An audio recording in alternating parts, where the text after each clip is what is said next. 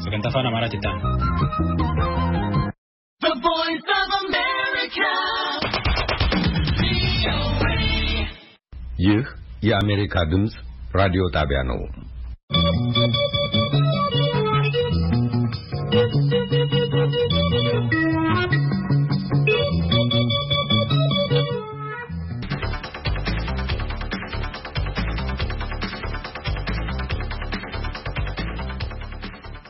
ከዋሽንግተን ዲሲ በአጭር ሞገድ በ19 እና በ25 ሜትር ባንድ እንዲሁም በናይል ሳት ቪኦኤ 24 ላይ የሚተላለፍላችሁ የማክሰኞ ሰኔ 16 2012 ዓ.ም ዝግጅታችን ጀመረ።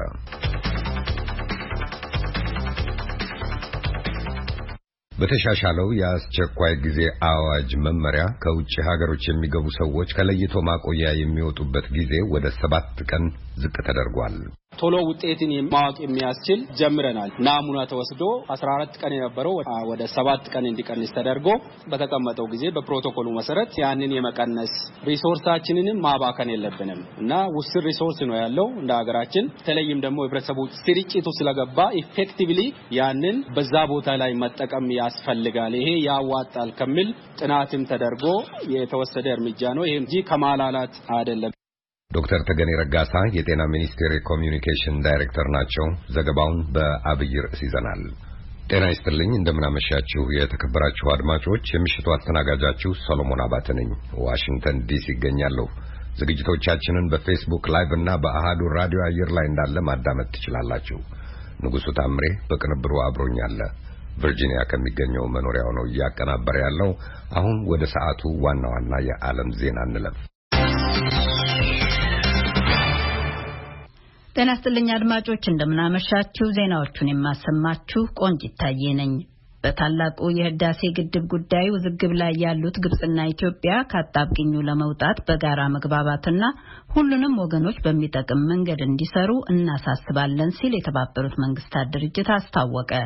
የመንግስታቱ ድርጅት ይህን ያሳሰበው የጦርነት ስጋት ወሬ ሲሰማበት በሰነበተው ውዝግብ የግብጹ የውጭ ጉዳይ ሚኒስትር ለተባበሩት መንግስታት ድርጅት የጸጥታ ምክር ቤት የላኩትን ደብዳቤ ተንተርሶ ለቀረበላቸው ጥያቄ የዋና ጸሐፊው ቃል አቀባይ በሰጡት ምላሽ ነው። ዝርዝሩን አሉላ ከበደ ይዟል። የተባበሩት መንግስታት ድርጅት ዋና ጸሐፊ ቃል አቀባይ ስቴፋን ዱጃሪክ በትላንቱ ዕለታዊ ጋዜጣዊ መግለጫቸው ወቅት ነው ውዝግቡ ይበልጥ ወደ ተካረረ አቅጣጫ እንዳይሄድ ስጋት ማሳደሩን ጠቅሶ ለቀረበላቸው ጥያቄ መልስ የሰጡት። ከተለያዩ ወገኖች የሚሰጡትን መግለጫዎች ጨምሮ ጉዳዩን በቅርብ እየተከታተሉ መሆናቸውን የተናገሩት የድርጅቱ ቃል አቀባይ ልዩነታቸውን በሰላማዊ መንገድ ይፈቱ ዘንድ ሶስቱ ሀገሮች በጥብቅ መወያየት አለባቸው ሲሉ ነው የድርጅታቸውን አቋም የገለጹት። እንደ አውሮፓውያን የዘመን አቆጣጠር በ2015 ዓ.ም በሶስቱ ሀገሮች መካከል የተደረሰውን የጋራ መግባባትን እንዲሁም የጋራ ጥቅምና ትምምንን መሰረት ያደረገ ሁሉን አሸናፊ የሚያደርጉትን የዓለም አቀፍ ሕግጋት መርሆችን በመከተል ከአንዳች ሁነኛ ስምምነት ይደርሱ ዘንድ ማበረታታት እንሻለን ብለዋል። በዚያው በትላንቱ የመንግስታቱ ድርጅት ስነ ስርዓት ላይ የተናገሩት የዓለም አቀፉ የግጭቶች አስወጋጅ ድርጅት ክራይሲስ ግሩፕ የኢትዮጵያ ጉዳዮች አጥኚ ዊሊያም ዴቪድሰን በበኩላቸው የተባበሩት መንግስታት ድርጅት የጸጥታው ምክር ቤት በህዳሴ ግድብ ዙሪያ የሚያደርገው ውይይት ውዝግብ ውስጥ የገቡትን ወገኖች አቋማቸውን ይበልጥ አካረው እንዲይዙ ያደርጋቸዋል ሲሉ ስጋታቸውን ገልጸዋል። ኢትዮጵያ ዓለም አቀፍ ጫና ስላየለባት ብቻ ግድቡን ለመሙላት የያዘችውን እቅድ የመቀየር ዕድሏ ያነሰ ነው ያሉት ተንታኙ፣ ይልቁንም የጸጥታው ምክር ቤት አባላት ሶስቱን ሀገሮች ወደ ድርድሩ ጠረጴዛ ተመልሰው ቀሪውን ልዩነቶቻቸውን በመነጋገር ይፈቱ ዘንድ ማሳሰብ አለባቸው ሲሉ መክረዋል። ዛሬ በኢትዮጵያ ባለፉት 24 ሰዓታት ውስጥ በተካሄዱ 3775 የላቦራቶሪ ምርመራዎች 185 ለኮሮና ቫይረስ የተጋለጡ ሰዎች መገኘታቸውን የጤና ሚኒስቴር አስታውቋል። በአጠቃላይ በሀገሪቱ ያሉት የቫይረሱ ተጠቂዎች ቁጥር ዛሬ 4848 መድረሱንም አክሎ አስታውቋል። 47ቱ ወንዶች፣ 138ቱ ሴቶች መሆናቸውን አውስቷል። 160ው ከአዲስ አበባ፣ 7 ከደቡብ፣ 7 ከኦሮሚያ፣ 4 ከአፋር፣ 2 ከሶማሌ፣ 2 ከአማራ፣ 1 ከትግራይ፣ 1 ከጋምቤላና 1 ከሐረሪ መሆናቸውን የሚኒስቴሩ ዕለታዊ መረጃ ዘርዝሯል። በተለያዩ የሀገሪቱ ክፍሎች በለይቶ ማቆያዎች የሚገኙ 115 ሰዎች ማገገማቸውንና አጠቃላይ ያገገሙት ሰዎች ቁጥር 1412 መድረሱንም ጨምሮ አመልክቷል። በኢትዮጵያ እስካሁን ለ223341 ሰዎች የኮቪድ-19 ምርመራ ተከናውኗል። ዛሬ በዩናይትድ ስቴትስ ዋና የመንግስት የሕዝብ ጤና ጥበቃ ባለስልጣናት በተወካዮች ምክር ቤት ፊት ቀርበው የዋይት ሃውስን የኮቪድ-19 ወረርሽኝ ምላሽ በተመለከተ የምስክርነት ቃላቸውን እየሰጡ ናቸው። በሀገሪቱ በአንዳንድ አካባቢዎች በቫይረሱ የሚያዘው ሰው ብዛት እያሻቀበ ሲሆን ታመው ሆስፒታል የሚገቡትም ቁጥር ጨምሯል። ዛሬ በተወካዮች ምክር ቤት የኤነርጂና የንግድ ኮሚቴ ፊት ቀርበው የፕሬዝዳንት ትራምፕ አስተዳደር ለወረርሽኙ ቀውስ እየሰጠ ስላለው ምላሽ ማብራሪያ እየሰጡ ካሉት መካከል የብሔራዊ የአለርጂና ተላላፊ በሽታዎች ተቋም ዳይሬክተሩ ዶክተር አንቶኒ ፋውቺ፣ የብሔራዊ የበሽታዎች ቁጥጥርና መከላከል ዳይሬክተር ዶክተር ሮበርት ሬድፊልድ፣ የምግብና የመድኃኒት አስተዳደር ዋና ኃላፊው ዶክተር ስቴፈን ሃን እና የዩናይትድ ስቴትስ የሕዝብ ጤና አገልግሎት ኃላፊው አድሚራል ብሬት ግሮየር ይገኙባቸዋል። ዩናይትድ ስቴትስ ከመጀመሪያው የኮቪድ ወረርሽኝ ሳትወጣ ሁለተኛ ዙር እንደገና የሚመጣው ላይ ማትኮር የሚገባ አይደለም ብለው ከሚመክሩት የጤና አዋቂዎች መካከል አንዱ ዶክተር አንቶኒ ፋውቺ ናቸው። ከሀገሪቱ ክፍለ ግዛቶች ግማሽ በሚሆኑት የቫይረሱ መዛመት እየተባባሰ ቢሆንም ብዙዎቹ ክፍለ ግዛቶች ለመከላከል ተብሎ ስራ ላይ የዋሉትን ገደቦች እያነሱ ናቸው።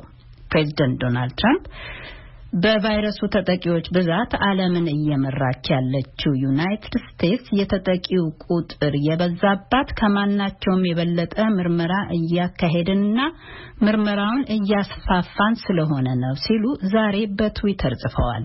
የቴክሳሱ አገረ ገዢ ግሬግ አበት ቫይረሱ ለመቀበል በማንችለው መጠን እየተዛመተ ነው ቢሉም ገደቦቹን መልሶ ማጽናት ግን እንደ መጨረሻ አማራጭ የምንይዘው ይሆናል ነው ያሉት። የፊት መሸፈኛ መጠቀም የግድ የሚያደርግ ትዕዛዝ ለማውጣትም ፈቃደኛ አልሆኑም። በአሁኑ ሰዓት ዩናይትድ ስቴትስ ውስጥ በቫይረሱ የተጠቃው ሰው ብዛት 2.3 ሚሊዮን ደርሷል። የሞቱት ሰዎች ቁጥር ደግሞ ከ120 ሺህ አልፏል። በሌላ በኩል የዓለም የጤና ድርጅት ዋና ዳይሬክተር ዶክተር ቴድሮስ አድሃኖም ትናንት መቀመጫው ዱባይ ላይ ለሆነው የዓለም መንግስታት ጉባኤ ባሰሙት ንግግር አደጋው ያለው ከቫይረሱ ይልቅ የህብረት መጥፋቱ ላይ ነው ብለዋል። ወረርሽኙን የፖለቲካ ጉዳይ የማድረጉ አካሄድ ወረርሽኙን እያባባሰ ነው ሲሉም ተናግረዋል። ማን ላይ ያነጣጠረ ወቀሳ እንደሆነ ግን በግልጽ አላስቀመጡም። ይሁን እንጂ የዩናይትድ ስቴትሱ ፕሬዝዳንት ዶናልድ ትራምፕ ድርጅቱን በወረርሽኙ ምላሽ ዝግ ብሏል፣ ለቻይናም ያለ መጠን ያዳላል ብለው ሲወነጅሉ መቆየታቸው የሚታወቅ ነው። በዓለም ዙሪያ በኮሮና ቫይረስ የተጠቃው ሰው ብዛት በትናንትናው ዕለት ከ9 ሚሊዮን አልፏል። ዶክተር ቴድሮስ የመጀመሪያው የተያዦች ቁጥር 1 ሚሊዮን የተመዘገበው በ3 ወር ጊዜ ውስጥ ነበር። አሁን የኋለኛው 1 ሚሊዮን ግን በ8 ቀን ጊዜ ውስጥ ነው ሲሉ አነጻጽረዋል። አድማጮች ዜናው የሚተላለፍላችሁ ዋሽንግተን ዲሲ ከሚገኘው የአሜሪካ ድምጽ ራዲዮ ጣቢያ ነው። በማላዊ ዛሬ በሚሊዮኖች የተቆጠሩ ዜጎች ፕሬዝዳንታዊ ምርጫ አካሂደዋል። የዛሬው ምርጫ የተካሄደው ባለፈው ዓመት የተደረገውና ፕሬዝዳንት ፒተር ሙታሪካ አሸነፉ የተባለበት ምርጫ የሀገሪቱ ሕገ መንግስታዊ ፍርድ ቤት በስፋት የማጭበርበር ተግባር ተፈጽሞበታል ብሎ ከሰረዘው በኋላ ነው። በዛሬው የምርጫ ሂደት የተወሰኑ እክሎች የታዩ ቢሆንም የምርጫ አስፈጻሚ ኮሚሽን ይሄኛው ነፃና ፍትሃዊ ሆኖ ይጠናቀቃል ብለን እንጠብቃለን ብሏል። የዛሬው ምርጫ የተካሄደው በሀገሪቱ የኮቪድ-19 ተጠቂዎች ቁጥር እየጨመረ ባለበት በአሁኑ ወቅት ሲሆን እስካሁን 803 የቫይረሱ ተጋላጮች ተመዝግበዋል። 11 ሰዎች ደግሞ ህይወታቸውን አጥተዋል።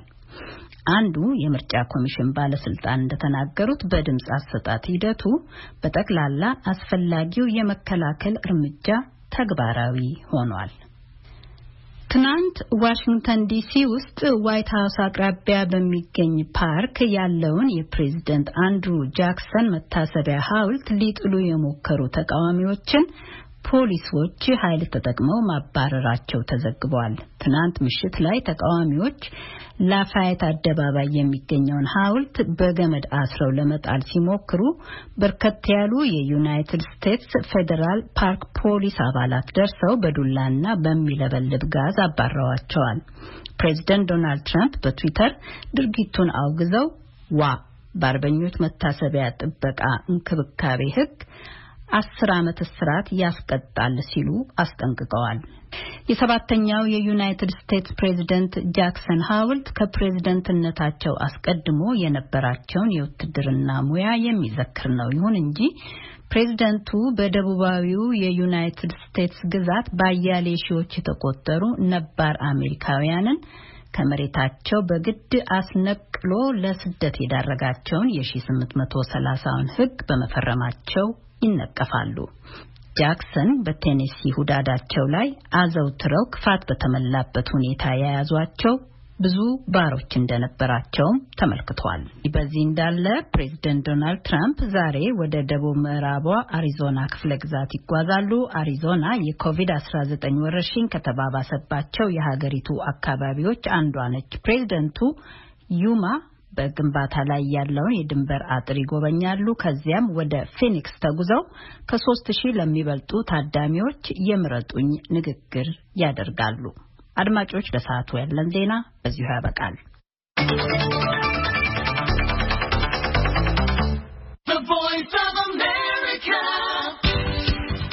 አመሰግናለሁ ቆንጂት። ቨርጂኒያ ከሚገኘው መኖሪያዋ ነው ቆንጂት ዜናውን ያሰማችን። ይህ ከአሜሪካ ድምጽ ራዲዮ ጣቢያ በአጭር ሞገድ በ19 ሜትር ባንድ በ15580 በ15630 በ15700 እና በ15785 ኪሎ ሄርትዝ በ25 ሜትር ባንድ በ11695 በ12110 እና በ12140 ኪሎ ሄርትዝ እንዲሁም በናይል ሳት ቪኦኤ 24 ላይ ከዋሽንግተን ዲሲ የሚተላለፍላችሁ የማክሰኞ ሰኔ 16 2012 ዓመተ ምህረት ምሽት ፕሮግራም ነው። በፌስቡክ ላይቭ @voa_amharic እንዲሁም በአሃዱ ራዲዮ 94.3 ላይ ስርጭታችንን በቀጥታ ማዳመጥ ይቻላል። በኢትዮጵያ በሱዳንና በግብጽ መካከል የሚካሄደው ድርድር ከግድቡ ምህዋር እንዳይወጣ አንድ የአዲስ አበባ ዩኒቨርሲቲ መምህርና ተመራማሪ ስጋት አላቸው። ያው ዘፍጹም ከአንድ ወንዝ ላይ አባይን እንደፊት ወንዝ ላይ አንድ ፕሮጀክት ብቻ ነው ያለው ማለት አሁን የምናወራው ታላቁ የኢትዮጵያ ህዳሴ ግድብ ማለት ነው። ስለሱ ብቻ ነው መጨረስ ያለብን እንጂ ስለሌሎች ከዛ ከወደ ላይ ያሉ ፕሮጀክቶች ወደፊት ጉዳይ የምታስባቸው ወይንም በአጠቃላይ ስለናያስ ምንም በፍጹም መሆን የለበትም። እነዚህ ሰዎች እንዲያዙረው ወደ ስምምነት ድሮ ሱዳንን እንዳደረጓት 1959 ዓመተ ምህረት ላይ እንዳደረጓት ወዲያ አድርገው በጣም ትንሽ የሰጠው ስምምነት የሚል ነገር እንዳመጡ አሁን እኛንም ወደዛ አይነት ነገር እንዳይጎቱትን ከፍተኛ ጥንቃቄ ማድረግ አለብን።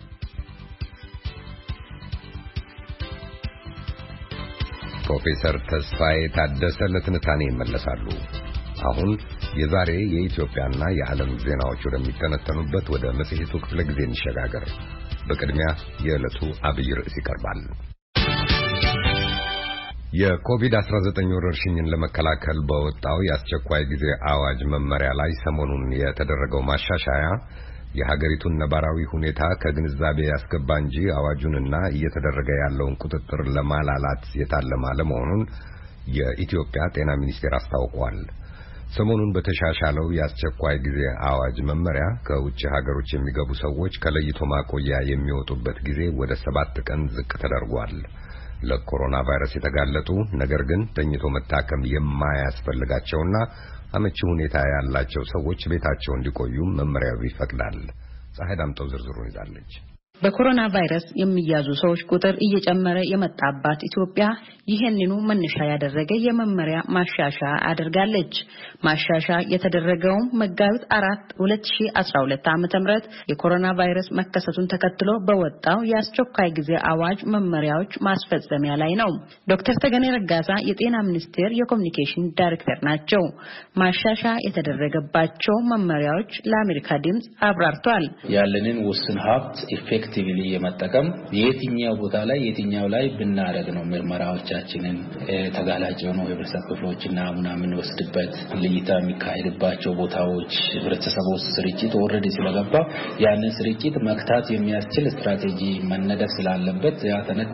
ከዛ ደግሞ መሻሻል ያለባቸው ስልቶቹ ላይ ይሄ ማሻሻያ ደግሞ አንደኛው ቀብር ስነ ስርዓትና የሞትን ተመልክቶ በጤና ተቋማት ውስጥ ህይወታቸው ያለፉ ሰዎች ውጪ ላይም ህይወታቸው የሚያልፍ ሰዎች ምን መደረግ አለበት?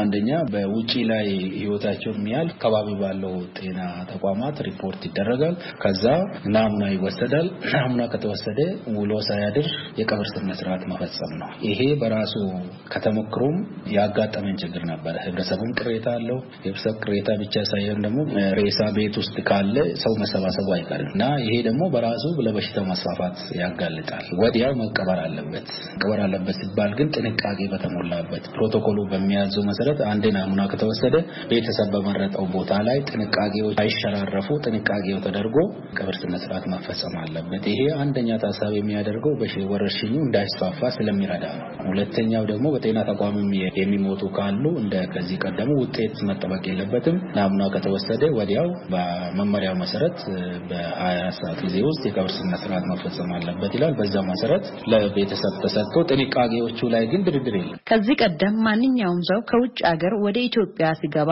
በአስገዳጅ ሁኔታ ለይቶ ማቆያ ውስጥ ለ14 ቀናት እንዲቆይ ይደረግ የነበረው ወደ 7 ቀን ዝቅ መደረጉን በተመለከተም ዶክተር ተገኔ ተከታዩን ብለዋል። ከዚህ በፊት ናሙና ተወስዶ ውጤት ቶሎ ላይ ወጣ ይችላል። አንደኛ ከአቅም ከላቦራቶሪ ምርመራ ማዕከላት ውስን ነበሩ። ሁለተኛ ደግሞ የውጤቱን ጊዜ ይጠይቃል በራሱ እና የተወሰዱ የናሙና ብዛት ደግሞ በየቦታው ሳይስፋፋ ይቆይ ነበር። ከዚሁ ጋር አሁን ምንድነው የመጣው የአንቲቦዲ ቴስት የሚባለው ቶሎ ውጤትን ማወቅ የሚያስችል ጀምረናል። ናሙና ተወስዶ 14 ቀን የነበረው ወደ 7 ቀን እንዲቀንስ ተደርጎ በተቀመጠው ጊዜ በፕሮቶኮሉ መሰረት ያንን የመቀነስ ሪሶርሳችንንም ማባከን የለብንም እና ውስን ሪሶርስ ነው ያለው እንደ ሀገራችን። ተለይም ደግሞ ህብረተሰቡ ስርጭቱ ስለገባ ኢፌክቲቭሊ ያንን በዛ ቦታ ላይ መጠቀም ያስፈልጋል። ይሄ ያዋጣል ከሚል ጥናትም ተደርጎ የተወሰደ እርምጃ ነው። ይሄ እንጂ ከማላላት አይደለም። እንደ ጤና ሚኒስቴር ገለጻ በቫይረሱ የተያዙም ሆኑ የተጠረጠሩ ግለሰቦች በሽታው ካልጸናባቸው በስተቀር በቤታቸው ሆነው ክትትል ይደረግላቸዋል። ዶክተር ተገኔ ይህንን አዲስ መመሪያም ያብራራሉ። ስንከተል የነበረው ቫይረሱ የተገኘበት ሰው በሙሉ ቫይረሱ ስለተገኘበት ብቻ ለዚህ የተዘጋጁ ሕክምና ማዕከላት እንዲገቡና አልጋ ይዞ እንዲተኙ ይደረጋል። ይሄ አዋጭ አይሆንም። ምክንያቱም የቁጥሩ እየጨመረ በሄደ ቁጥር ውስን አልጋዎችም ነው ያሉን። እስካሁን የዚህ ማታከሚያ አልጋዎች በአገር አቀፍ ደረጃ መረጃ ያለን የሚያሳየው 13500 አካባቢ ነው። የለይቶ ማቆያው ሲጨመር ደግሞ 17300 አካባቢ ነው። ለምሳሌ ሰው እዛ ቢሰጡ ሕክምና አይነቶች የተጓዳኝ በሽታ ያለባቸው ሕክምና አገልግሎት ያገኛሉ። ተጓዳኝ በሽታ ስንል እንደ ቲቪ፣ ኤችአይቪ፣ ኒሞኒያ፣ ሌሎች የኩላሊት ሊሆን ይችላል። ሌሎች ተጓዳኝ በሽታ ያለባቸው ሕክምናውን በቅርበት ማግኘት አለባቸው። ሌሎች የመተንፈሻ አካላት ጋር ተያይዘው የሚያጋጥማቸው ችግር ካለ እሱ ሕክምና ይሰጣቸዋል። በመሳሪያም የተደገፈ የሜካኒካል ቬንቲሌተር የሚባል የተዘጋጀ ያለ ውስን ቢሆንም ለነዛ ሰዎች ግን ቅድሚያ የሚሰጥ ስትራቴጂና ማሻሻያ ነው የተደረገው። ቤት ውስጥ ማቆየት ሲባል ግን መመሪያው በግልጽ አስቀምጦታል። ምን አይነት ቤት ውስጥ ለብቻ ለይቶ ራሱን የሚያቆይበት ወይ ደግሞ ራሷን የምታቆይበት ቦታ መኖሩ መረጋገጥ ሲቻል ብቻ ነው። ያ ከሆነ ቤት ውስጥ ማቆየት፣ ከዛ ግን ክትትል እየተደረገ የሆነ እክል ካለ ደግሞ በሽታ ምልክቱ ጤንነት ጋር ተያይዞ የሚያጋጥም ችግር ካለ ወዲያው ወደ ሕክምና ማዕከሉ እንዲገባ ወይ እንድትገባ ይደረጋል። ይሄ አንደኛ ሪሶርስን ኢፌክቲቭሊ ከመጠቀም አንጻር፣ ሁለተኛ ደግሞ አላስፈላጊ ቆይታንም መቀነስ ያስፈልጋል። የኮሙኒኬሽን ዳይሬክተሩ እንዳሉት ይፋ የተደረገው የመመሪያ ማስፈጸሚያ ማሻሻያ የእርምጃ መላላትን አያሳይም። ህብረተሰቡ ለራሱ ጥንቃቄ እንዲያደርግ ኃላፊነት የሚሰጥና ጽኑ ህሙማን ቅድሚያ እንዲያገኙ የሚያስችል መሆኑን ነው የገለጹት። በራሳቸው ቤት ራሳቸውን ለይቶ ለማቆየት አመቺ ሁኔታ የሌላቸው ግለሰቦች እንደከዚህ ቀደሙ በተዘጋጁ ለይቶ ማቆያዎች እንዲቆዩ ይደረጋል ሲሉም አስረድተዋል። የጤና ሚኒስቴር የኮሙኒኬሽን ዳይሬክተር ለአሜሪካ ድምጽ ፀሐይ ዳምጦ ነኝ ከአዲስ አበባ።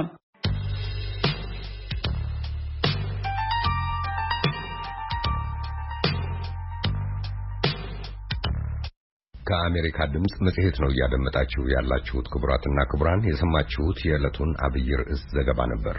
አመሰግናለሁ ፀሐይን ለዘገባው። የትንታኔው መጽሔት ይቀጥላል።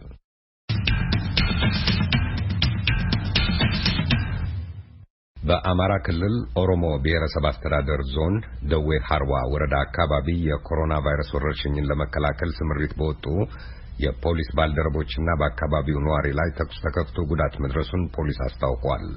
በጥቃቱ 4 ሰዎች ላይ ቀላልና ከባድ ጉዳት መድረሱ ተገልጿል። መስፍን አራጌ ከደሴ ዝርዝሩን ይዟል። የዞኑ ፖሊስ መምሪያ ኃላፊ ምክትል ኮማንደር መሐመድ ያሲን ለአሜሪካ ድምጽ እንዳስረዱት ጥቃቱ የተሰነዘረው ትናንት ነው። ከኛ 15 ቀኖች 12 ዓመተ ምህረት ጠዋት በግምት 12 ሰዓት ተኩል እስከ 1 ሰዓት አካባቢ በደቡብ ሐረዋ ወረዳ ውስጥ ከሞራ ከተማ ወደ ሐረዋ ገበያ ስለነበቀኑ እዛ ቦታ ላይ ሄደው ከኮቪድ ጋር ተያይዞ ገበያ ስራን ለማረጋጋት የገበያ ርቀትን የማስጠበቅ የባጃጅ ቁጥጥር ምልክት ስራዎችን ለመከላከል በሚሄዱ የፖሊስ አካላት ላይ መንገድ ላይ በተተኮሰ ጥይት 3 የፖሊስ አባላት ላይ መቁሰል አደጋ ደርሶባቸዋል። በተጨማሪም ወደ ገበያ ሲል የነበረ አንድ ሲቪል አባል ከባድ የመቁሰል አደጋ ደርሶበት በሕክምና ላይ ይገኛሉ።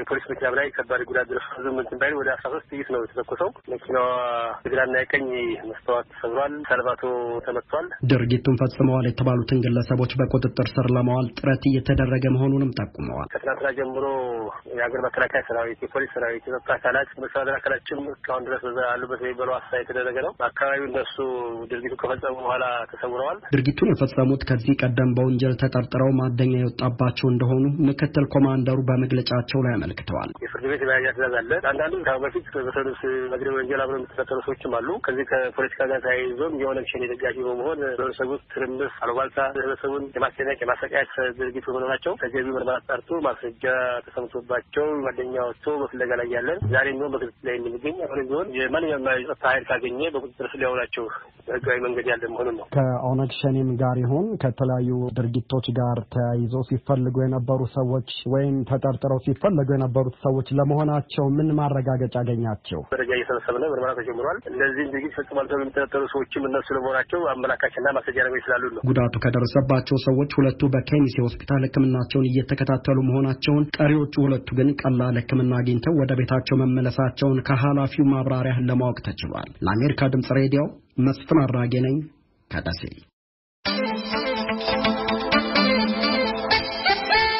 አመሰግናለሁ መስፍን። ወደ ተከታዩ ዘገባ እንለፍ።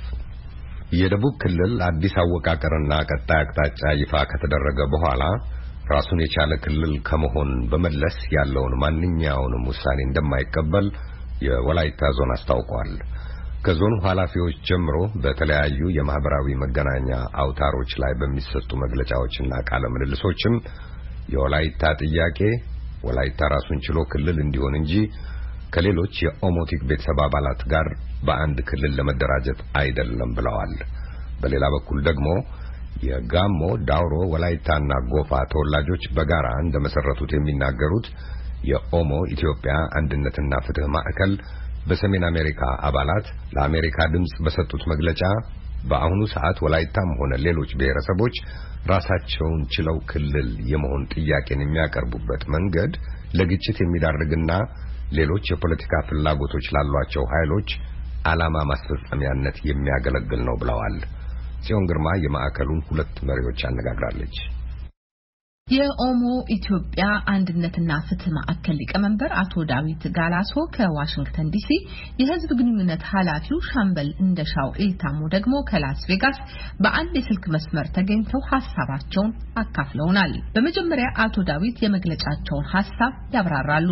የክልል ጥያቄ ለምን ቀረበ የሚል ተቃውሞ አይደለም። እኛ የክልል ጥያቄ አጀማመርና አሁን እየተካሄደ ያለው ሂደት ዓላማ የሳተና በህዝቦች አብሮነትና ለሀገራችን ብልጽግናና እድገት ሳይሆን የጽንፈኞችን ዓላማ ማስፈጸሚያና የለውጥና የዲሞክራሲ ጉዞን መቀልበሻ መሳሪያ ሆኖ ማገልገሉን ስለተረዳን ይህ አግባብ አይደለም፣ ይስተካከል የሚል ማሳሰቢያ ለመስጠት ነው። ሂደቱ በካድሬዎች መመራቱ የስልጣን ጥመኞች በፈለጉት መንገድ ህዝቡን ጠምዝዘው የራሳቸውን አቋም የህዝብ ጥያቄ አድርገው ማቅረባቸው በየቦታው ካድሬ በመላክ መስበክ ሽማግሌ የተባሉትን በአበልና በገንዘብ በመግዛት ለአጥኚ ቡድን ምስክርነት እንዲሰጡ አዳራሽ በመሙላት አሁን የክልል ጥያቄ እንዲጦዝ እና በህብረተሰቡ መካከል አለመግባባት እንዲፈጠር እየተሰራ መሆኑን ነው።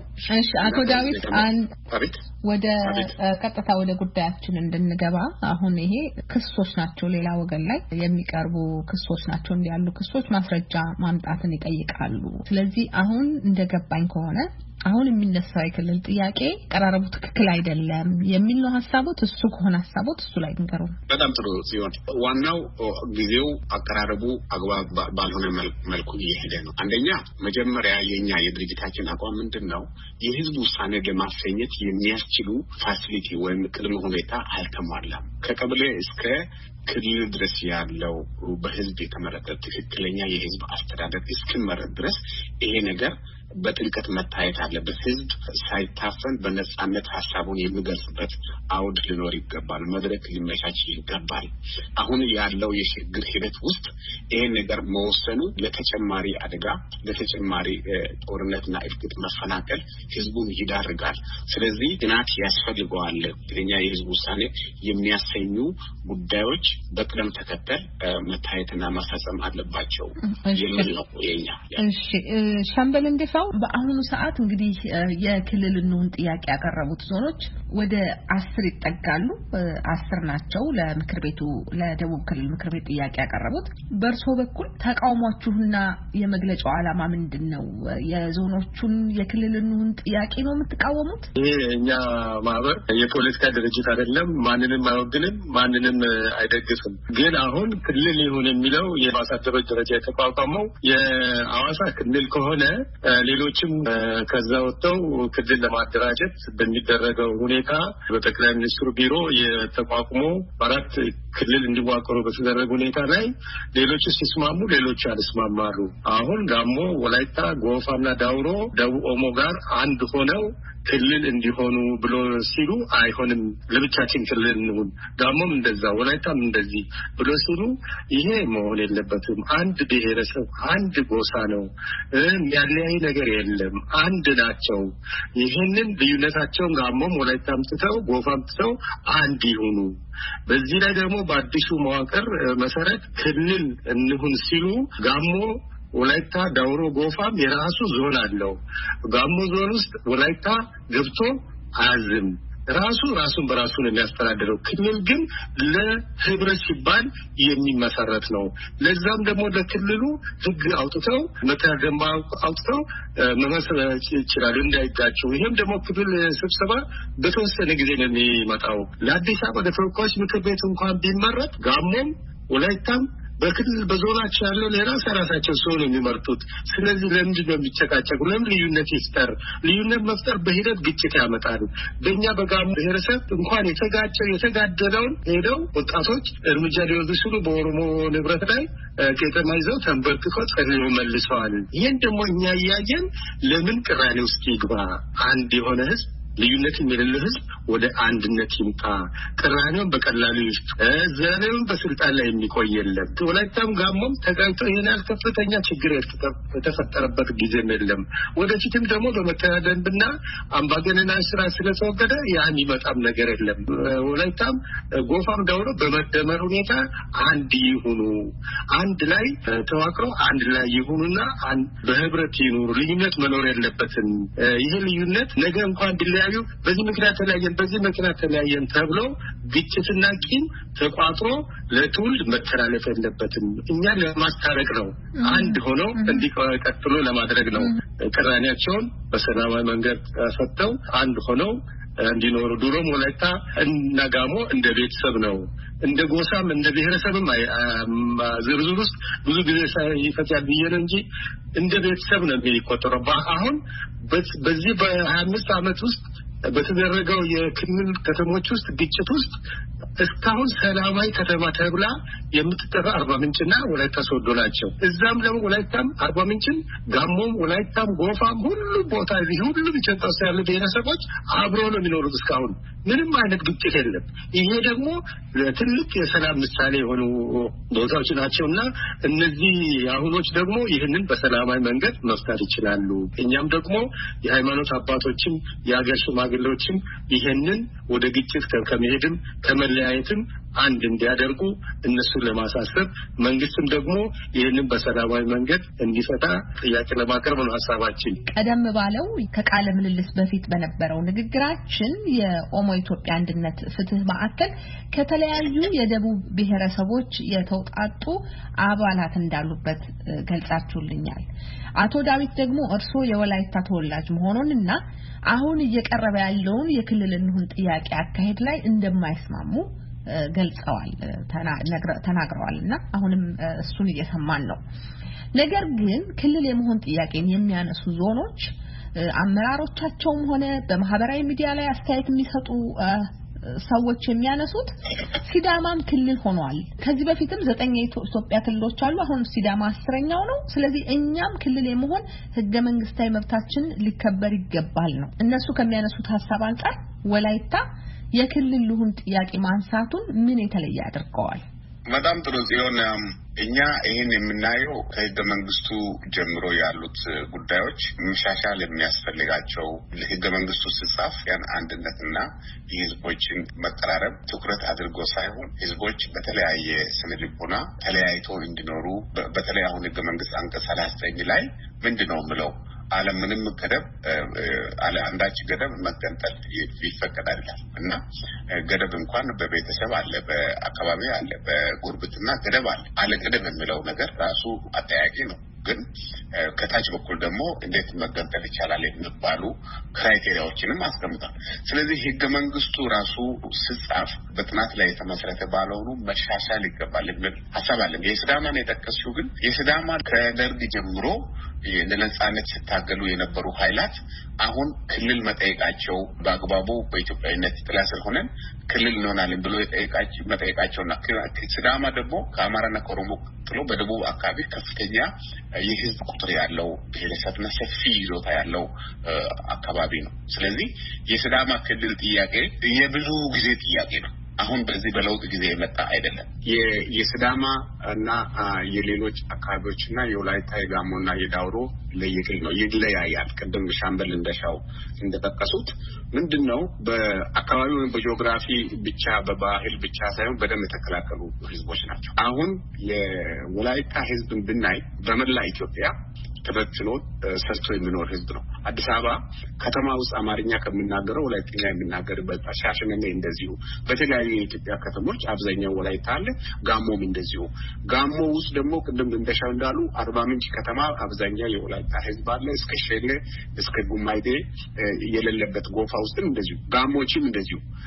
አሁን ይሄ ህዝብ የሲዳማ አይነት አይደለም። የሲዳማው ጂኦግራፊካሊ ሰፊ ነው። ህዝቡም ከአካባቢው ወጥቶ እንደ አልተሰራጨም በኢትዮጵያ እውነት ብንናገር። አሁን የወላይታ እና የጋሞ የተነሳው በዚህ በአዲሱ የለውጥ ሂደት ላይ የዚህ የአዋሳው ጭፍጨፋ ከተፈጸመ በኋላ ነው ጎልቶ የወጣው። እስከዛ ድረስ 27 ዓመት እኮ 56ቱን ብሔረሰብ አንድ ላይ ተጨፍልቆ ሲኖር ይኖር አልነበረም ወይ?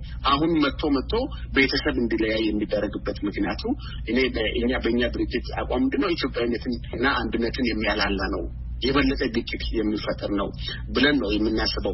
በሌላ መልኩ አሁን የሚደረገው እንቅስቃሴ በተለይ እጅግ በጣም አግሬሲቭ የሆነ መንገድ መዝጋት ነው፣ ባንዲራ ማውረድ አለብን፣ የራሳችን ባንዲራ መስቀል አለብን፣ ክልል ምክር ቤት ለቆ ይውጣ፣ እንደገና የዞን ምክር ቤት መስራት የለበትም የሚሉ የኢትዮጵያን ሰላምና ዲሞክራሲያዊ ሂደትን የሚያጨናግፉ መንግስት የማፍረስ አይነት ስራዎች፣ የመሰዳደብ አንዱ ወላይታ ጋር ከመኖር ሰማይና ምድርን ቢሆን ከወላይታ ጋር አልኖርም ይላል በጠቅላይ ሚኒስትር ፊት ተነስቶ አንድ የጋሞ ካድሬ። እንደገና ወላይታ ጋሞ ጋር ከመኖር ይላል፣ ዳውሮ ከወላይታ ጋር ከመኖር ሄጄ ከፋ ውስጥ ወንዝ ውስጥ ይግባ ይላል። እና እነዚህ አይነት ልክ ህዝብ ከህዝብ ጋር የሚያጋጩ የጥላቻ ንግግሮች በመንግስት ፊት እየተነገሩ ባለበት ጊዜ አሁን አንቺ ለብቻ ክልል ይሁን ብለሽ ብትፈቅጂ ወይ መንግስት ቢፈቅድ ነገር ላይ ታከ ያለበት ይፈናቀላል። ለምን እንዲህ ብለህ ጠልተህ ሄዳልና ውጣ ነው የሚባለው። አድማጮች የኦሞ ኢትዮጵያ አንድነትና ፍትህ ማዕከል ሊቀመንበር አቶ ዳዊት ጋላሶና የህዝብ ግንኙነት ኃላፊው ሻምበል እንደሻው ኢልታሞ ጋር የተደረገው ቃለ ምልልስ አልተጠናቀቀም።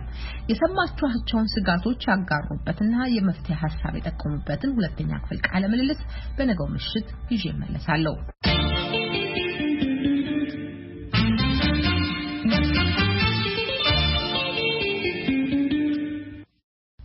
አመሰግናለሁ ጽዮን። ተከታዩ ዘገባ ወደ አሜሪካ ይወስደናል። ጥቁሩ አሜሪካዊ ጆርጅ ፍሎይድ ሚኒሶታ ግዛት ውስጥ በፖሊስ ቁጥጥር ስር እንዳለ በመሞቱ ምክንያት በጥቁር አሜሪካውያን ላይ ያለውን አያያዝና አመለካከት በመቃወም የሚካሄዱት ሰልፎች እንደቀጠሉ ናቸው። በሀገሪቱ በብዙዎች ዘንድ የዘረኝነት ተምሳሌት ተደርገው የሚታዩ የባርነት ስርዓት እንዲቀጥል የተዋጉ በርካታ የኮንፌዴሬት አሜሪካ የጦር አዛዦችና መሪዎች ሐውልቶች በተቃውሞ ሰልፈኞቹ ተነቅለው ተጥለዋል ወይም ጉዳት ደርሶባቸዋል። ሪፖርተራችን ማርያም ዲያሎ ያጠናቀረችው ዘገባ ዝርዝሩን ይዟል። አዳነች ፍስሐዬ ታቀርበዋለች። ሪችመንድ ቨርጂኒያ በተካሄደው የተቃውሞ ሰልፍ በአሜሪካ የኮንፌዴሬሽን ስርዓትንና ባርነት እንዳይጠፋ ይደረግ የነበረውን ውጊያ ደጋፊ የነበሩ ሰዎች ሐውልቶች እንዲፈርሱ ጠየቁ። በሃዋርድ ዩኒቨርሲቲ የሚሰሩት ዶክተር ሎፔዝ ማቲው ያብራራሉ። The fact that it's been over almost 200 years since the end of slavery, and we're still dealing with racism, we're still dealing with police brutality. ባርነት ካበቃ ወደ 200 ዓመታት ጊዜ ያለፈ ቢሆንም አሁንም ስለ ዘረኝነት ያወራን ነው። አሁንም ፖሊሶች የጭካኔ ተግባር እየፈጸሙ ነው። አሁንም በእኩልነት ላይ የተመሰረተ አያያዝ የለም። እነዚህ የኮንፌዴሬት ሐውልቶች ያለፈው ዘመን ተምሳሌቶች ናቸው። ያለፈውን የሀገሪቱ የደቡብ ክፍል እምነትን የሚወክሉ ናቸው። በርካታ የኮንፌዴሬት ሐውልቶች መሰራት የጀመሩት እንደ አውሮፓ አቆጣጠር ከ1880 እስከ 1890 ዓመተ ምህረት በነበረው ጊዜ መሆኑን በፔንሲልቬኒያ የአርት አካዳሚ የሚያስተምሩት ፕሮፌሰር ሴራ ቤተም ገልጸዋል። Almost every southern county has a Confederate monument on the courthouse lawn. When you think about the history of lynching, that's the place where often the victim is kidnapped from. ከሞላ ጎደል በሁሉም የደቡብ ክፍል ወረዳዎች የፍርድ ቤት ግቢ ላይ የኮንፌዴሬት ሐውልት አለ። በጥቁር አሜሪካውያን ላይ በደቦ የመግደል ተግባር ይፈጸም የነበረው የተጠለፉ ጥቁር አሜሪካውያን ወደ ፍርድ ቤቶቹ ተወስደው የውሸት ፍርድ ከተሰጠባቸው በኋላ ነበር። እነዚህ ሐውልቶች ታዲያ መንግስታዊ ዕውቅና ያገኙ የነጮች የበላይነት ምልክቶች ተደርገው ነው ሊታዩ የሚችሉት። ዋሽንግተን ዲሲ የነበረው አልበርት ፓይክ የተባለ የኮንፌዴሬት ጀነራል ሐውልት በተቃውሞ ሰልፈኞቹ ሲፈርስ ሰልፈኞቹ በደስታ ሲፈነድቁ ታይተዋል። ባለፈው ደግሞ ራሊ ሰሜን ካሮላይና ላይ በተቃውሞ ሰልፈኞቹ የተጀመረውን የኮንፌዴሬት ሐውልት የማፍረስ ተግባርን ባለስልጣኖቹ ሲጨርሱት ሰዎች ደስታቸውን ሲገልጹ ታይተዋል። ዲካተር ጆርጂያ ላይም የነጮች የበላይነት ምልክት ተደርጎ ይታይ የነበረ ሐውልት እንዲፈርስ አንድ ዳኛ አዘዋል። አሁንም የደስታ ስሜት ተሰምቷል። የዩናይትድ ስቴትስ ፕሬዝዳንት ዶናልድ ትራምፕ የኮንፌዴሬት ተምሳሌት የሆኑትን ሐውልቶች ያፈረሱት አክቲቪስቶችን ነቅፈዋል። The unhinged left-wing mob is trying to vandalize our history. በትክክል ማሰብ የማይችሉ ግራ ዘመም ስብስቦች ታሪካችንን ያበላሹና ውብ የሆኑ ሐውልቶቻችንን እያፈረሱ ነው። በዩናይትድ ስቴትስ ምክር ቤት ህንጻ ያሉት የኮንፌዴሬት ሐውልቶች እንዲፈርሱ የሕግ መወሰኛ ምክር ቤት ዲሞክራት አባላት ኮሪ ቡከርስ እና ቻርልስ ሹመር ባለፈው ሳምንት ያቀረቡትን ሐሳብ ሪፑብሊካዊ ሮይ ፕላንት አስቆሙት። አሜሪካ ውስጥ እንደ አውሮፓ አቆጣጠር በ1860ዎቹ ዓመታት በተካሄደው የእርስ በርስ ጦርነት ወቅት ቢያንስ 12 ሰዎች ሐውልቶች በዩናይትድ ስቴትስ የምክር ቤት ህንጻ ውስጥ የክብር ቦታ አግኝተዋል።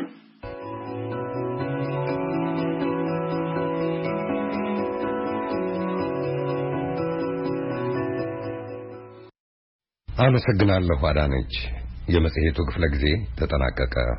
ዝግጅታችን ይቀጥላል። ከዚህ በሳምንት 7 ቀን ከምሽቱ 3 ሰዓት እስከ 4 ሰዓት በ19 እና በ25 ሜትር ባንድ አጭር ሞገድ እንዲሁም በናይል ሳት ቪኦኤ 24 ላይ ከምናቀርብላችሁ መደበኛ ዝግጅታችን በተጨማሪ በ19 እና በ25 ሜትር ባንድ አጭር ሞገድ ከምሽቱ 2 ሰዓት እስከ ምሽቱ 2 ሰዓት ተኩል ጋቢና በሚል ርዕስ የሚቀርብላችሁን ስርጭት እንድታደምጡ እንጋብዛለን። ዌብሳይታችን amharic.voanews.com ላይ እንገኛለን።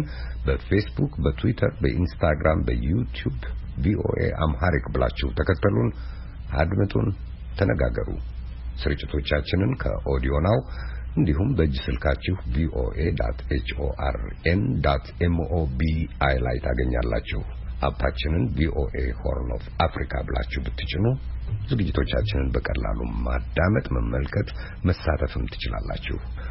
የምሽቱ የአየር ስርጭት ፕሮዲውሰር ንጉሱ ታምሬ ነው። የዌብና የማህበራዊ መገናኛ ፕሮዲውሰራችን አበባየው ገበያው ነች። ለዜናው ቆንጂት ታየ፣ ዋና አዘጋጅ ትዝታ በላቸው፣ እኔም ማስተናጋጃችሁ ሰሎሞን አባተ ከየመኖሪያችን እየሰራን ነው ይህን ዝግጅት እናንተ ዘንድ እያደረስን ያለነው። አብራችሁን ቆዩ። ተቋርጦ የነበረው የኢትዮጵያ የሱዳንና የግብጽ የህዳሴ ግድብ ድርድር ሰሞኑን አንሰራርቶ የውሃ ሚኒስትሮቹ ሲነጋገሩበት ሰንብተዋል። ቴክኒካዊ በሆኑ ጉዳዮች መግባባት ላይ የተደረሰ ቢመስልም ስምምነቶቹን በህግ ማዕቀፍ ለማሰር የሚያስችል መግባባት ግን ገና እንደሌለ የኢትዮጵያ የውጭ ጉዳይ ሚኒስትር አቶ ገዱ አንዳርጋቸው ለመንግስት መገናኛ ብዙሃን ሰሞኑን ተናግረዋል። ድርድሩ እንደገና ሊጀመር ፍንጭ መታየቱን በአዲስ አበባ ዩኒቨርሲቲ የጂኦ ፖለቲክስና የአፍሪካ ጥናት መምህርና ተመራማሪ ፕሮፌሰር ተስፋዬ ታፈሰ በመገናኛ ብዙሃን ያሰፈሩትን ጽሑፍ በመንተራስ ቪኦኤ ያነጋግሯቸው ቀደም ሲል የመጀመሪያው ክፍል ተደምጧል። መለስካቸው አማሃ ነው ያነጋገራቸው። ካቀረበላቸው ጥያቄዎች አንዱ ፕሮፌሰር ተስፋዬ ይህ ድርድር ከታላቁ ህዳሴ ግድብ ውጪ እንዳይወጣ ይፈራሉ። ድርድሩ በዚህ ዙሪያ ብቻ እንዲያተኩርና እንዲያበቃ ነው የሚፈልጉት። ለምን? በዚህ የውይይቱ የመጨረሻ ክፍል ፕሮፌሰር ተስፋዬ ይመልሳሉ።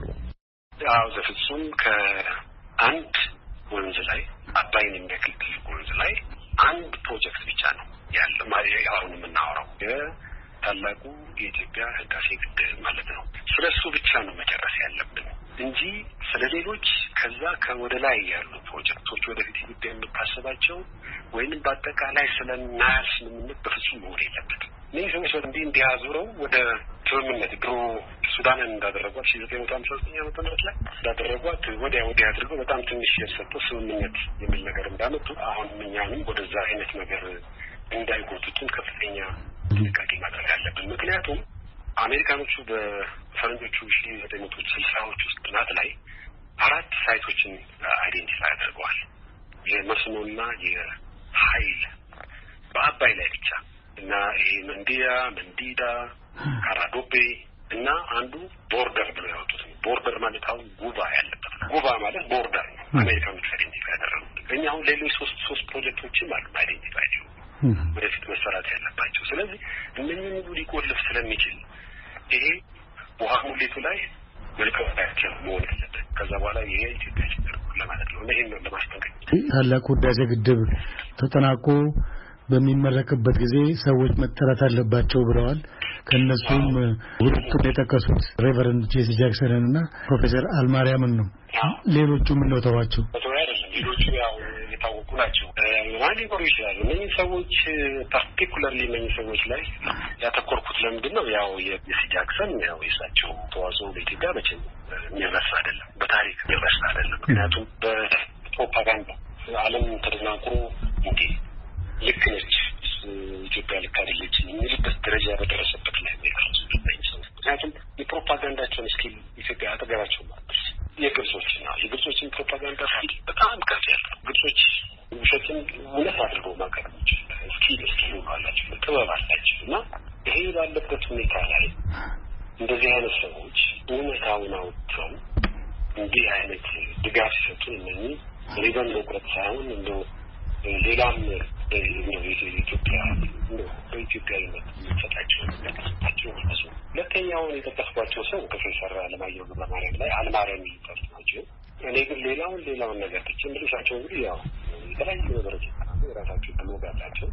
ግን ልክ በዋሽንግተን ሰነድ ተዘጋጅቶ ኢትዮጵያ ላይ ስትል እና የዩኤስ ትሬጀሪ ሴክሬታሪ ወይም በጅሮንጎ ስቲቨን ሙቺ ይባላሉ። እሳቸው ያንን ደብዳቤ ሲያወጡ የመለሱት መልስ ለታሪክ የሚቀመጥ ቤት የምናምን ዲፕሎማሲ የሚል ብሎጋቸው ገብተህ ብታየው ብዙ ዓመታት አሜሪካን ሀገር ስለሆኑ የአሜሪካን የውስጥ አሰራር በጣም የሚያውቁ ናቸው። ሎየር ናቸው፣ ፖለቲካል ሰው ናቸው እና ያንን በሁኔታ በሆነ ሁኔታ ነው ስለ ትሬዠሪው ስለ ስቴት ዲፓርትመንት እንዴት ፈንክሽን እንደሚያደርግ እንዴት አድርገው የኢትዮጵያንን ስልክ ጠምዝዘው በግብጽ እጅ ለመጣል እንደሞከሩ በጣም ጉደኛ የሆነ እንደኛ የሆነ መጣጥፍ ሁለት ፓርት አሳትመዋል። ያላነበቡትም ሰዎች አልማርያም ኮሜንተሪ ላይ ጉግል አድርገው ገብተው ስቲል ያነበቡ ይችላሉ ይላሉ እና ይሄ ትልቅ ኮንትሪቢዩሽን እንደ ራሳቸውን ያስቀረው የአሜሪካኖቹ አሰራር በአጠቃላይ እና ለዚህ ነው የሚሆኑ ሰዎች ነው ኢሚዲየትሊ ማይንድ ውስጥ ይመጣሉ። ሌላም ብዙ ሰዎች ከዚህ በኋላ የናይልን የስምምነት የትብብር ማዕቀፍ ጠቅሰዋል። በዚህ ረገድ ዲፕሎማሲያችንን በዛ በኩል መምራት ያስፈልጋል የሚል ፍንጭም ይሰጣሉ። ዲፕሎማሲን ይሄ ግብጽን የበለጠ ተቀባይ ወደሆነ መንገድ መስመር ያመጣት ይችላል ብለው ነው የሚያስቡት? ምንድነው እዚህ ላይ ያሰብኩት ምንድነው ይሄ ለብዙ ዘመናት የተቀመጠ ነው የናይል ትብብር ማዕቀፍ ይባላል ወይም ናይል ቤዝን ኮኦፐሬቲቭ ፍሬምወርክ አግሪመንት ይባላል። በምህጻረ ቃልም ሲኤፍኤ ይባላል። ሲኤፍኤው በጣም ብዙ የተለፈሰበት ነው ለማናገር ለከ10 ዓመታት ላይ ነው የተለያዩ እነኚህ በሙሉ የናይል ቤዝን ሀገሮች 11 ጊዜ እንግዲህ ደግሞ ሱዳን ሳትጨመር ሁሉም ወኪሎቻቸውን አሳትፎ ፓነል ኦፍ ኤክስፐርትስ የሚባሉት ብዙ ጊዜ ብዙ ሀብት የፈሰሰበት ዶክመንት ነው። እንግዲህ ምንድነው ናይል ያለመታደል ሆኖ የራሱ የሆነ ህጋዊና ተቋማዊ ወርክ የለውም እና ሌሎቹ አሁን አላቸው። እኔ ሚኮንግን ብትወስደው የሴኔጋልን ሪቨር ቤዝን ብትወስደው ኮሎራዶን ብትወስዳቸው ሁሉም ስምምነት አላቸው እና ራይን ጀርመኒ ሁሉም አላቸው እና ይህንን እንዲኖረን ነበር ጥረቱ የተደረገው። ከ10 ዓመታት በላይ ፈጅቷል። መጨረሻ ላይ ዶክመንቶችን በጣም በሚገርም ሁኔታ ስብሰባ ይሰበሰባሉ። አንዱ ሪዘርቬሽን ያሳያል፣ እንደገና ሪቫይዝ ይሆናል፣ ሌላው ሪዘርቬሽን እንዲህ ያለ ሄዱ። መጨረሻ ላይ ሁሉ ነገር ካለቀ በኋላ በጣም በሚያሳዝን ሁኔታ ሁሉ ነገር አልቆ ኢንቴቤ ባለው ናይል ሴክሬታሪያት ናይል ቤዝን ኢኒሼቲቭ ዋና ጽሕፈት ቤት ዶክመንቱ ተቀምጦ ፊርማ ሲጠባበቅ ሁለቱ ሀገሮች በሚያሳዝን ሁኔታ ወጡ። ግብጽና ሱዳን ወጡ። 6 ሀገሮች ፈረሙ። ለነገሩ በህጉ መሰረት 2/3 ሀገሮች ከፈረሙ ህግ ይሆናል፣ ተግባራዊ ይሆናል። በዛ ላይ ተመስርቶ ደግሞ የናይል ቤዝን የናይል ተፋሰስ ኮሚሽን ማቋቋም ይቻላል እና አሁን ያ እንዳይሆን ምን ተደረገ? አሁን 6ቱ ፈረሙ፣ ግን 6ቱም በፓርላማ ማጸደቅ አለባቸው። በፓርላማ ካላጸደቁት የራቲፊኬሽን የሚባለው አይመጣም እና 4ቱ አሁን ኢትዮጵያ፣ ታንዛኒያ፣ ዩጋንዳ እና ሩዋንዳ በፓርላማዎቻቸው ተጸድቀዋል። አሁን ከፈረሙ በኋላ እስካሁን ያላጸደቁት ኬንያና ቡሩንዲ ናቸው እና አሁን ለዛ ነው እዛ ላይ እንግዲህ ሁለቱን ሀገሮች ሎቢ ተደርጎ ለነሱም ጥቅም እንደሆነ ያቁታል ብቻ በተለያየ ምክንያት እንግዲህ ያቀረቡት ማለት ይቻላል። እነኚህም ሁለት ሀገሮች አሁን ዶንኬ ቡሩንዲ ምርጫ ተካሂዶ ሌላ ፕሬዝዳንት መጥቷል ማጸደቅ ነው። ከዛ 6 ስለሚሞላ በቃ ህግ ይሆናል ማለት ነው። ህግ ይሆናል። ከዛ በኋላ አሁን ይሄ ናይል ቤዝን ኢኒሼቲቭ የሚባለው ጊዜያዊ መስሪያ ቤት ነው። ልክ እሱ አሁን በናይል ቤዝን ኮሚሽን ይተካል ማለት ነው። ኮሚሽን ይቋቋማል። ከዛ በኋላ ስለ ውሃ ክፍፍል ስለተለያዩ ነገሮች ስላለው ይሄ ሁለት ሀገሮች መፋጠጥ፣ ሁለት ሀገሮች አንዱ መፎከር፣ አንደኛው ጦርነት ከፍትባሉ እንዲያረጋሉ የሚለው ነገር ሁሉ ይቀርና ሁሉ ነገር በዛ በኩል ቻነል እንዲሆን ይሆናል ማለት ነው። ምክንያቱም የህግ መዋቅሩ አለ፣ ተቋማዊ መዋቅሩ አለ። በዛ ስር ነው የምትሄደው። ለዚህ ነው ለወደፊትም አሁን ቀጥላ ኢትዮጵያ ለምሳሌ የሆነ ቦታ ወደ ላይ አንድ ግድብ ልስራ ብትል ቀጥታ ከግብጽ ጋር የሚያፋጣት ነገር የለም። እንግዲህ ግብጽ ያ ነገሩ የለችበትም። እንግዲህ ወደፊት ትኖርበታለች በሚል አሳምሽን ያን ጊዜ ወደ ኢንቴቤ ታመለክተው ኢንቴቤ ቻተኑና ኮሚሽን ያጠናና ጓሄድ ይልሃል። እንዲህ እንዲሆን ነው። በጣም አመሰግናለሁ ፕሮፌሰር ተስፋዬ ታፈሰ ስለሰጡኝ ጊዜ። እኔም እናንተን ቢወይን በጣም አመሰግናችኋለሁ።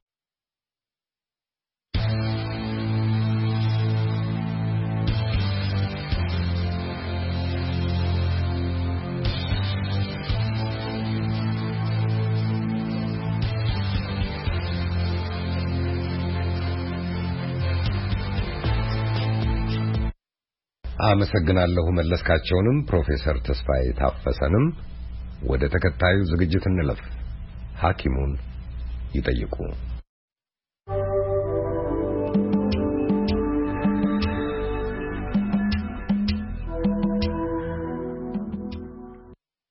ለኮቪድ-19 ሕክምና በተወሰነ ደረጃ እንዲውሉ ቀደም ሲል ልዩ ፍቃድ ሰጥቶባቸው የነበሩ መድኃኒቶችን ፍቃድ የዩናይትድ ስቴትስ ፌደራል የምግብና መድኃኒት አስተዳደር አንስቷል።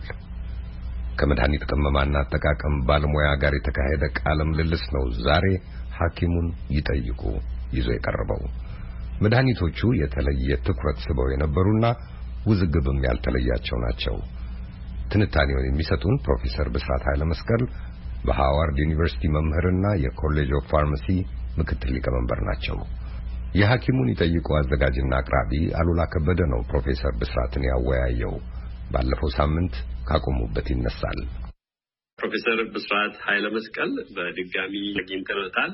ጊዜው አመሰግናለሁ። እኔም አመሰግናለሁ አሉላ። ኮቪድ-19ን የሚመለከቱ የሕክምና ተስፋዎችንና ፈተናዎችን የሚዳስሱ ጉዳዮች መላልሰው ብቅ ባሉ ቁጥር ሙያዊ ትንታኔ ሊሰጡን እንጋብዞታለን። ዛሬም አንድ ትልቅ ዜና የዩናይትድ ስቴትስ የምግብና የመድኃኒቶች ቁጥጥር አስተዳደር ሳረቃል FDA ከዚህ ቀደም ለረጅም ዓመታት የሚታወቁትን ክሎሮኪንና ሃይድሮክሲክሎሮኪን የተባሉ የወባ መድኃኒቶች ለኮቪድ-19 በሆስፒታሎች ውስጥ በሙከራ ደረጃ ለጥቅም እንዲውሉ ፈቅዶ የነበረውን ስቧል በትላንትናው ዕለት ወይንም ያን ፍቃድ ሰርዘዋል። ብዙም ያወዛገበ ብዙም ተስፋ የሰጠ ብዙም ያነጋገረ ጉዳይ ነው የዚህ የወባ መድኃኒቶች ለኮቪድ-19 ሕክምና ይውላሉ የሚለው ጉዳይና እርስዎ እስከተረዱት ድረስ ለምን ተሰረዘ? ምንድነው ለዚህ መሰረቱ? ምናልባት ወደ ኋላ ተመልሰን በጥቅም ተስፋ የተደረገበትን ሁኔታ እንመለከታለን። ጥሩ ነው። ይሄ ትላንትና ነው አናውንስ የተደረገው። ሃይድሮክሲክሎሮኩዊን ኢትዮጵያ ውስጥ የለም። የሱ የመጀመሪያው ፓረንት ኬሚካል ነው ያለው። ግን ተመሳሳይነት ስላላቸው ኢትዮጵያም ክሎሮኩዊንን የመጠቀም አዝማሚያ መጥቶ ነበረ በነበረው ዴታ ምክንያት። እንግዲህ ትላንትና የመጣው ምንድነው? ያኔ ከተፈቀደ ጀምሮ እየተጠና ነበረ። ጥናቱ የተደረገው ከታህሳስ በአውሮፓውያን አቆጣጠር እስከ ኤፕሪል 14 ድረስ የተኙ በሽተኞች ኦልሞስት 100,000 በሽተኞች ተጠንተዋል። ቱ ቢ ኤግዛክት 96,000 በሽተኞች ተጠንተዋል። 4 ግሩፕ ከፍለው ነው ያዩዋቸው። አንደኛ ክሎሮኩዊን ብቻ የወሰዱ፣ ሁለተኛ ክሎሮኩዊን እና ኤዚትሮማይሲን የሚባለውን አንቲባዮቲክ የወሰዱ፣ ሶስተኛ ሃይድሮክሲክሎሮኩዊን ብቻ የወሰዱ፣ ከዛ ደግሞ ሃይድሮክሲክሎሮኩዊን ከአንቲባዮቲኩ ጋራ ከኤዚትሮማይሲን ጋር የወሰዱና አምስተኛው ግሩፕ ምንም ያልወሰዱ ኮንትሮል ግሩፕ የምንላቸው ነው። የተጠናው ብዙዎቹ ኖርዝ አሜሪካ ውስጥ ቢሆን ዩሮፕ ውስጥ ተጠንተዋል። ኤዥያ ውስጥ ያሉ በሽተኞች፣ አፍሪካ ውስጥ፣ ሳውዝ አሜሪካ እና አውስትራሊያ እነዚህ ሁሉ በዚህ ስተዲ ውስጥ ተጠቃለዋል። ወደ 671 ሆስፒታሎች ተጠቃለዋል። እዚህ ውስጥ አማካይ እድሜያቸው የእነዚህ በሽተኞች 53 ዓመት 54 ዓመታቸው ነው። ከዚህ ውስጥ ኦልሞስት ግማሽ 46 የሚሆኑት ሴቶች ናቸው። በኤትኒሲቲ ያያቸው እንደሆነ አብዛኞቹ ኦልሞስት 66%፣ 2/3ኞቹ ነጮች ሲሆኑ ኤዥያኖች አሉ፣ ብላክ ፔሸንትስ አሉ፣ ሂስፓኒክ ፔሸንት አሉ። እንግዲህ ያየኸው እንደሆነ በጣም አጠቃላይ የሆነ ጥናት ነው። ትልቅ ጥናት ነው። 6 ሀገሮች ውስጥ የተካሄደ ነው። ከሁሉም ኤትኒሲቲ ግሩፕ አላቸው።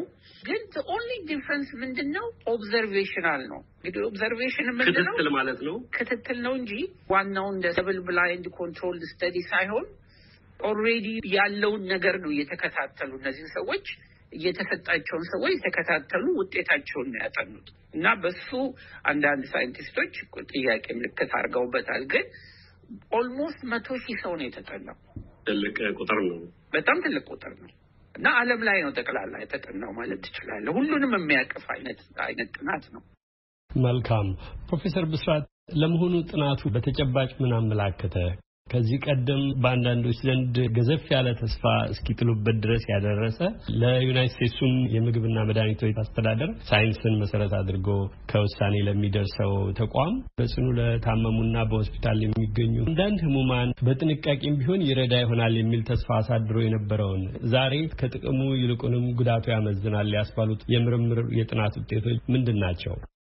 ዋናው ውጤቱ 2 ነገር ነበር። ከሞት ይድናሉ ወይ? ሌላው ደግሞ ሳይድ ኢፌክት ወይም አላስፈላጊ የሆነ የጤና ጉዳት ይደርስባቸዋል ወይ? የሚያሳዝነው ነገር በሁሉም ግሩፕ ክሎሮኩዊንም ሃይድሮክሲክሎሮኩዊንም በለብቻውም ይሁን ወይም ከአንቲባዮቲክ የወሰዱ በአጠቃላይ 20% ሲሞቱ ምንም መድኃኒት ያልወሰዱት ግን 10% ብቻ ነው ያልወሰዱት ይሻላል ከንጽጽር ከሁሉ ሞር ሰዎች ሞቱ በመሰጠታቸው ምክንያት ከሁሉ ደግሞ ሃይስት ከፍተኛ ሞት ደግሞ የታየው ሃይድሮክሲክሎሮኩዊን ከአንቲባዮቲኩ ጋር ከማክሮላይዱ ጋር ሲሰጥ ነው ኤዚትሮማይሲን ጋር 24 መድኃኒት ጋር ሲወስዱ 25% ማለት ከአራት ሰው አንድ ሰው ገደልን ተጨማሪ ማለት ነው። አራት ሰው ሊድን የሚችለው ሲኖር አንድ ሰው ገደልን ማለት ነው። ሶ ይሄ አንዱ ነው በመሞት። በሁለተኛ ደግሞ ያዩት ነገር አላስፈላጊ ሳይድ ኢፌክት ይኖራል አይኖርም ነው።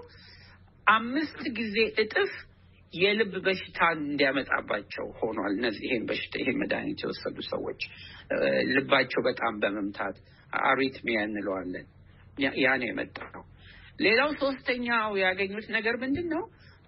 አትሊስት አሁን ይሄ ሬምዴሲቪር የሚባለው እሱ ብቻ ነው አሁን ለኢመርጀንሲ የተፈቀደው መድኃኒት አሁን አዲስ ታይም ማለት ነው። ሃይድሮክሲክሎሮኩዊን ስለተነሳ ፈቃዱ ስለተነሳ ከሱ ጋራ ይጋጫል። የዛን ሬምዴሲቪርን የመስራት አቅም ይቀንሰዋል። ሶስተኛ ይሄ ኤዚትሮማይሲን አንቲባዮቲኩ ለብዙ በሽታዎች እንጠቀመናለን። ኒሞኒያ እንጠቀመናለን። በጣም ለብዙ በሽተኞች ይጠቃል። ከሱ መድኃኒት ጋራ ሲቀላቀል የልብ በሽታው እጥፍ ስለሚሆን እሱንም መድኃኒት መስጠት አንችልም ማለት ነው ሰዎች ሃይድሮክሲክሎሮኩዊን ሲወስዱ እና ይሄ ነው እንግዲህ።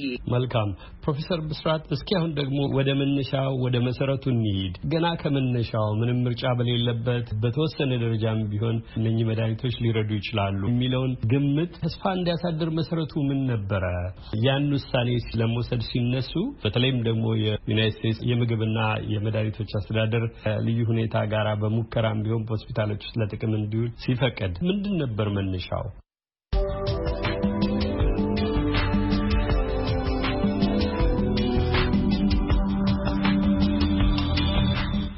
የተከበራችሁ አድማጮች ፕሮፌሰር ብስራት ኃይለ መስቀል ካሉላ ጋር የጀመሩት ውይይት አልተቋጨም። ሙሉ ቃለ ምልልሳቸውንም በዌብሳይታችንና በፌስቡክ ገጻችን እናኖራለን። ለአሁኑ ግን ፕሮፌሰር ብስራትን አመሰግናለሁ፣ እንዲሁም አሉላን። ዝግጅታችን ወደ መጠናቀቁ ነው። ከመሰነባበታችን በፊት አጠር ያሉ መረጃዎችን ላካፍላችሁ። አንድ የዩናይትድ ስቴትስ ዶላር 34 ብር ከ19 ሳንቲም መንዘሩን አንዳንድ ዓለም አቀፍ የገንዘብ ሰንጠረዦች ያሳያሉ። የኢትዮጵያ ብሔራዊ ባንክ ዌብሳይቱን ካደሰ 10 ቀናት በማለፋቸው ምክንያት የባንኩን ትክክለኛ የባንኮች ምንዛሪ ተመን ማወቅ አልቻልኩም። አንዳንድ ሰንጠረዦች ደግሞ ምንዛሪው አንድ የዩናይትድ ስቴትስ ዶላር 34 ብር ከ33 ሳንቲም መሆኑን ያሳያሉ። ነገ ረቡዕ ሰኔ 17 2012 ዓ.ም አዲስ አበባ ከፊል ዝናባማ እንደምትሆን ከኢትዮጵያ ሜቴዎሮሎጂ ኤጀንሲ የተገኘው ትንበያ ይጠቁማል።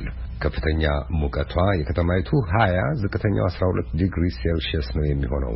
የሀገሪቱ ብዙ አካባቢዎችም እርጥበት እንዳላቸውና ዝናብም እንደሚያገኙ ትንበያዎቹ ያሳያሉ።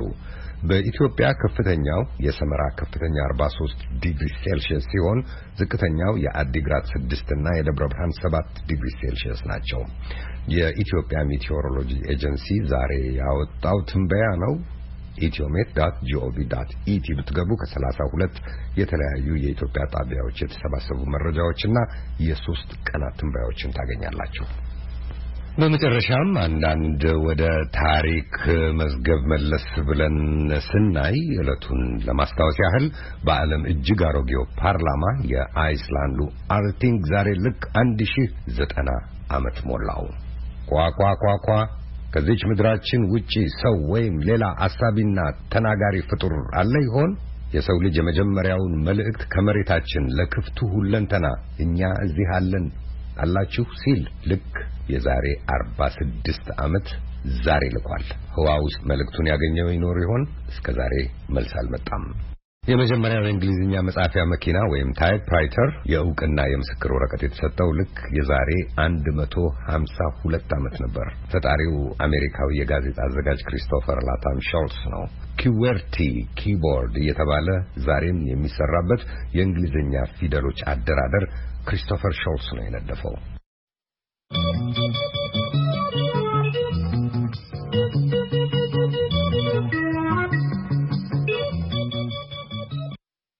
የተከበራችሁ አድማጮች ለምሽቱ ያሰናዳናቸው ዝግጅቶች ተጠናቀቁ። በምሽቱ ፕሮግራም ዋና አዘጋጅ ትዝታ በላቸውና በሌሎችም ባልደረቦቻችን ስም የምንሰናበታችሁ አብሮኛለሁ ፕሮዲውሰሩ ንጉሱ ታምሬና እኔም ማስተናጋጃችሁ ሰሎሞን አባተ ነን። አብራችሁን ስለቆያችሁ ከልብ እናመሰግናለን። ከኛ ቀጥሎ የትግርኛ ዝግጅት ይቀርባል። በእኛ በኩል ሰላም ጤና ይስጥልን። በደህና ደሩ።